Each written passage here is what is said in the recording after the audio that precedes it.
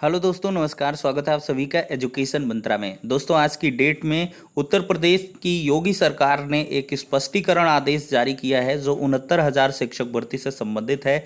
इसमें बहुत सारे मुद्दों को समाहित किया गया है और जनमानस में जो विभिन्न प्रकार का प्रचार प्रसार किया जा रहा है, गलत तरीके से सरकार को यहाँ पर दोषी ठहराया जा रहा है, उसका खंडन किया गया है। तो दोस्तों, क्या कुछ है अपडेट, पूरी अपडेट को यहाँ पे डिस्कस करेंगे। वीडियो को लाइक एंड शेयर करें जिससे कि ज़्यादा से ज़्यादा लोगों तक ये पहुँच सके और साथ ही साथ जो जनमानस में भ्रांतियाँ हैं वो भी स्पष्ट हो सकें। तो चलिए दोस्तों, वीडियो सेशन को स्टार्ट कर लेते हैं। दोस्तों, प्रूफ के लिए आपको बताया जा रहा है कि गवर्नमेंट ऑफ यूपी की तरफ से 1 घंटे पहले 69,000 सहायक अध्यापकों की भर्ती प्रक्रिया से संबंधित ये कई पन्नों का जो आदेश है वो जारी हुआ है। देखते हैं यहाँ पर दोस्तों, पत्र सूचना शाखा सूचना और जनसंपर्क।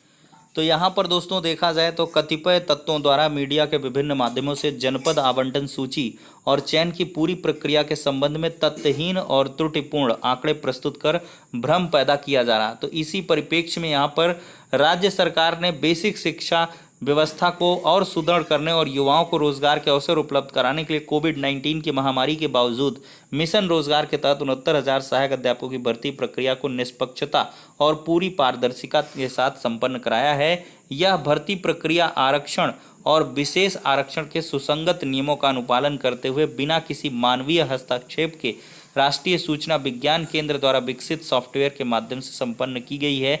कतिपय तत्वों द्वारा मीडिया के विभिन्न माध्यमों से जनपद आवंटन सूची और चयन की पूरी प्रक्रिया के संबंध में तथ्यहीन और त्रुटिपूर्ण आंकड़े प्रस्तुत कर भ्रम पैदा किया जा रहा है।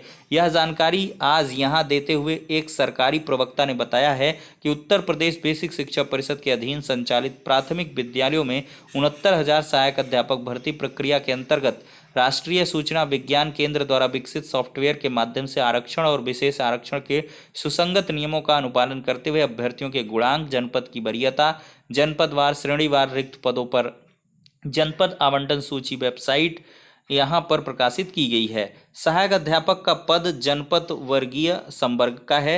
69,000 सहायक अध्यापक की भर्ती प्रक्रिया में जनपदवार श्रेणीवार अनारक्षित श्रेणी में 34,589, ओबीसी में 18,598, अनुसूचित में 14,459 और अनुसूचित जनजाति में 1,354 पद बनते हैं।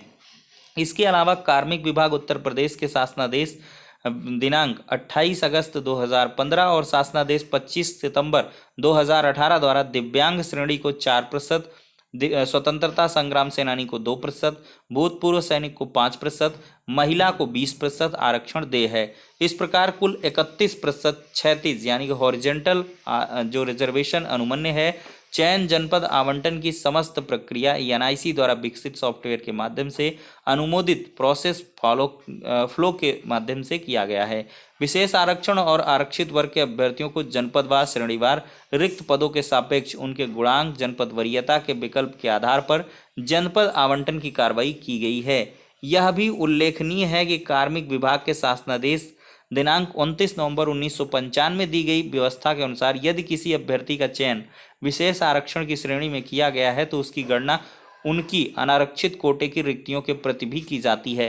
प्रवक्ता ने बताया कि एमआरसी के अंतर्गत चयनित आरक्षित श्रेणी के अभ्यर्थियों की उनके गुणांक, श्रेणी, जनपद वरीयता के विकल्प के आधार पर सर्वप्रथम अनारक्षित श्रेणी के पदों के रिक्तियों के सापेक्ष उपलब्धता देखी जाती है। यदि उनके जनपद के वरीयता के विकल्प में अनारक्षित श्रेणी में पद उपलब्ध नहीं है तो उसे आरक्षणवार वर्ग यथा अन्य पिछड़ा वर्ग, अनुसूचित जाति, अनुसूचित जनजाति के रिक्त पद होने की दशा में जनपद वरीयता के विकल्प के आधार पर जनपद आवंटित किया जाता है।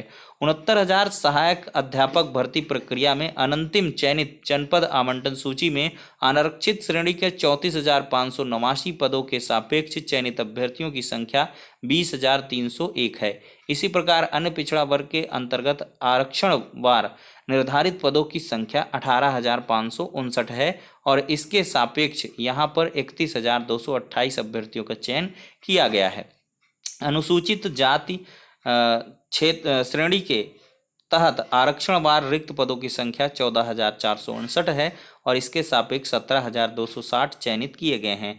अनुसूचित जनजाति श्रेणी के आरक्षणवार निर्धारित 1354 पदों के सापेक्ष 211 चयन किए गए हैं। इस श्रेणी के तहत अभ्यर्थी उपलब्ध न होने के कारण 1143 चयन कम हुए हैं। माननीय राष्ट्रीय पिछड़ा वर्ग आयोग के समक्ष कतिपय अभ्यर्थियों द्वारा भर्ती प्रक्रिया के संबंध में शिकायत की गई थी। प्रकरण में माननीय राष्ट्रीय पिछड़ा वर्ग आयोग द्वारा सुनवाई की तिथियों में शासन विभाग के अधिकारियों द्वारा उपस्थित होकर तथ्यात्मक आख्या सहित विभाग का पक्ष प्रस्तुत किया गया है। माननीय राष्ट्रीय पिछड़ा वर्ग आयोग द्वारा प्रकरण में किसी भी बिंदु पर सूचना मांगे जाने पर विभाग द्वारा समुचित आख्या उपलब्ध करा दी जाएगी।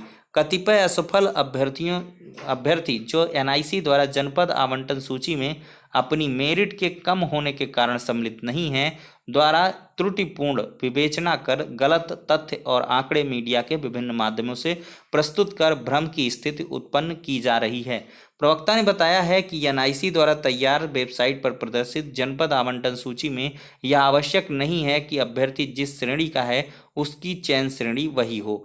सूची में सम्मिलित अभ्यर्थियों का अपने गुणांक और विशेष आरक्षण के आधार पर चयन श्रेणी निर्धारित है। कतिपय असफल अभ्यर्थियों द्वारा जनपद आवंटन सूची के आधार पर भ्रम की स्थिति उत्पन्न की जा रही है कि अनारक्षित श्रेणी के अंतिम कट ऑफ गुणांक के बाद भी अनारक्षित श्रेणी के अभ्यर्थी जनपद आवंटन सूची में सम्मिलित हैं, जो कि सही नहीं है, क्योंकि यदि ऐसे अभ्यर्थी जनपद आवंटन सूची में प्रदर्शित हो रहे हैं तो यह अभ्यर्थी विशेष आरक्षण का लाभ प्राप्त कर अपनी श्रेणी में चयनित हुए हैं, जिनका गुणांक अनारक्षित श्रेणी में अंतिम चयनित अभ्यर्थी के गुणांक से कम होने के कारण सम्मिलित है।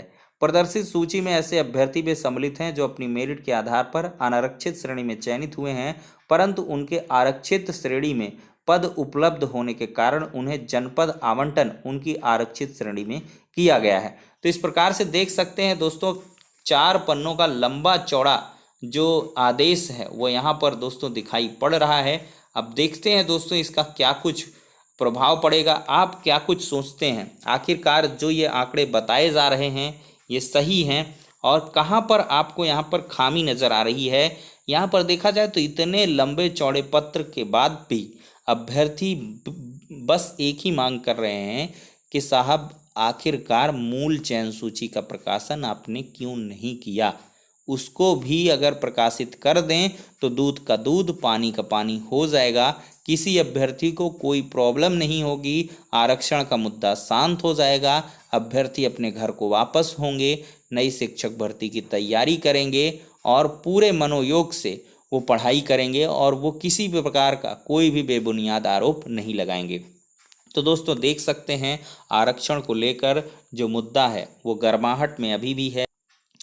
देखा जाए दोस्तों तो यहाँ पर चंद्रशेखर आज़ाद जी भी यहाँ पर आए थे, देख सकते हैं, और ये वंचित यानी कि आरक्षित वर्ग के जो जनप्रतिनिधि हैं और ये काफ़ी एक्टिव भी रहते हैं आरक्षण के मुद्दे को लेकर। यहाँ पर एमआरसी से जो भी पीड़ित अभ्यर्थी हैं ओबीसी और एससी वर्ग के, वो सभी इकट्ठे थे और इनके द्वारा बाकायदा ज्ञापन लिया गया है, प्रकरण को जाना गया, परखा गया, जांचा गया है और इसके बारे में उचित तरीके से दोस्तों की इसकी मांग उठाई जाएगी और हर तरीके से यहाँ पर ये अभ्यर्थियों के साथ हैं, ऐसा आश्वासन दिया गया है। और साथ ही साथ ये भी कहा गया है कि निकट भविष्य में आरक्षण मुद्दे में अगर तनिक भी खिलवाड़ हुआ है तो इस पर पूरे तरीके से अभ्यर्थियों के साथ रहते हुए यहाँ पर अपना मुद्दा उठाया जाएगा और हर संभव तरीके से अभ्यर्थियों को उनका हक दिलाया जाएगा।